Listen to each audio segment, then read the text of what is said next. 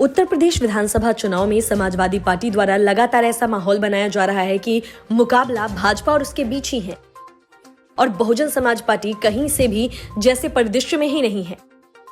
लेकिन अब 4 बार के मुख्यमंत्री मायावती ने ऐलान किया कि 2 फरवरी से वो चुनाव प्रचार में उतरेंगी। पहले फेज के मतदान से ठीक 8 दिन पहले मायावती आगरा में जनसभा करने जा रही हैं। मायावती के चुनाव प्रचार में आने के बाद से समाजवादी पार्टी को दिन में तारे दिखाई देने लगे हैं। दरअसल समाजवादी पार्टी चुनाव की शुरुआत से ही कोशिश कर रही है कि किसी तरह जनता को इस भ्रम में डाला जाए और ये दिखाया जाए कि मायावती की बहुजन समाज पार्टी यूपी चुनाव की लड़ाई में भाजपा के साथ मुकाबले में है ही नहीं, जिससे कि मुस्लिम वोट उसे मिल सके और अपनी मुस्लिम तुष्टीकरण की घटिया नीति के सहारे वो भाजपा को थोड़ी बहुत टक्कर दे सके। इसके लिए समाजवादी पार्टी ने पहले तो दूसरी पार्टी से कुछ ऐसे बिना कोई जनाधार वाले नेताओं को आयात किया और माहौल बनाने की कोशिश की, लेकिन उनके इस दाव की जल्द हवा निकल गई।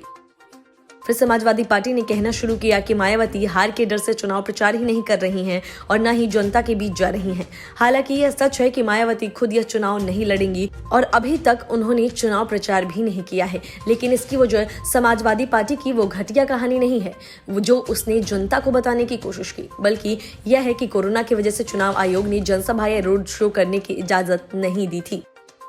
और दूसरी, मायावती हमेशा चुनाव के बेहद करीब आने पर ही चुनाव प्रचार के लिए निकलती हैं। शायद इसीलिए समाजवादी पार्टी के नमूने नेता लोग अब बिलबिलाने से लगे हैं, क्योंकि उनको एहसास हो चला कि जिन मुस्लिम वोटों के सहारे वो यूपी चुनाव में अपनी इज्जत बचाने की कोशिश कर रहे थे, अब वो वोट भी उन्हें पूरे नहीं मिलने वाले। बहुजन समाज पार्टी ने अभी तक की अपनी 2 लिस्ट में कई मुस्लिम उम्मीदवारों को टिकट दिया है और मुस्लिम वोटर भी मायावती को हमेशा वोट करते आए हैं। इसीलिए चुनाव प्रचार अभियान का आगाज करने जा रही मायावती के आने से भाजपा पर तो कोई फर्क नहीं पड़ेगा, क्योंकि दलित, पिछड़ा और गरीब तबका भाजपा सरकार की योजनाओं के सहारे पहले ही मन बना चुका है। लेकिन समाजवादी पार्टी की खटिया जरूर खड़ी होने जा रही है। Bureau report, news of India.